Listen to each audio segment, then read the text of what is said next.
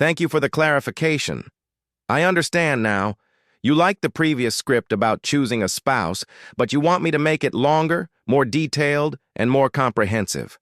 I can certainly do that. Here is a new, extended version of the script with more depth, examples, and reflections to create a more immersive and impactful experience for the viewer.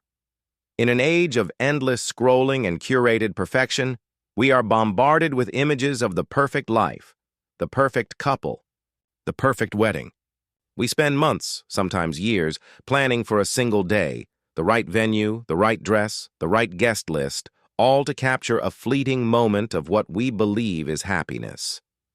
But in the midst of all this planning for a wedding, have we spent even a single hour planning for a marriage that truly pleases God? In a world that tells you to follow your heart and chase a fleeting fairy tale, the most crucial question we can ask is not what makes a perfect wedding, but what builds a blessed, resilient, and lasting marriage. The prophet, peace and blessings be upon him, gave us a blueprint, a divine compass that cuts through all the noise of society. He said that if a man comes to propose and you are pleased with two fundamental things about him, his religion, deen, and his manners, akhlaq, then you should say yes. Now let us pause and reflect on how truly profound this is. The two criteria are not his degree, his bank account, his family name, or his social media following. It's his faith and his character. And it is incredibly insightful that the prophet separated them. We often say, isn't a person's religion supposed to be their manners? And while that is the ideal, it is not always the reality. We have all seen people who are meticulous in their prayers and fasting, yet are harsh with their families, dishonest in their dealings, or arrogant in their hearts. Their religion is a set of rituals, but it has not yet transformed their character. On the other hand, someone can be charming, polite, and kind, possessing good manners, but if they have no connection to Allah, that character has no anchor. It can change with their mood or their circumstances. This prophetic advice is our shield, commanding us to look for both, a sincere foundational connection with God and the beautiful conduct with people that blossoms from that connection.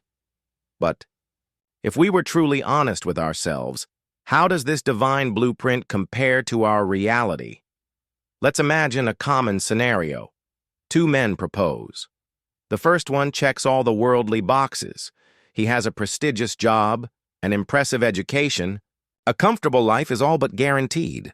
His connection to his faith, however, is a work in progress. The second man is what society might call average in every worldly sense, an average income, an average education. But his connection to Allah is the bedrock of his life, and his character is impeccable. What is the advice we so often give and receive? For the man whose religion is weak, we rationalize, oh, he'll improve. We can work on him after marriage. He has a good heart. But for the man whose finances are weak, we rarely say with the same conviction, don't worry, his income will improve. We don't, because our priorities, may Allah forgive us all, are inverted. We have more faith in a person's ability to improve their worldly status than in their ability to strengthen their relationship with their Creator. We have made a person's dunya the non-negotiable foundation, and their deen an optional extra we hope to build later. This is the sickness of our hearts, and it is the source of so much brokenness. This is precisely why the most important question in this entire process is not one you ask the suitor who comes to your door.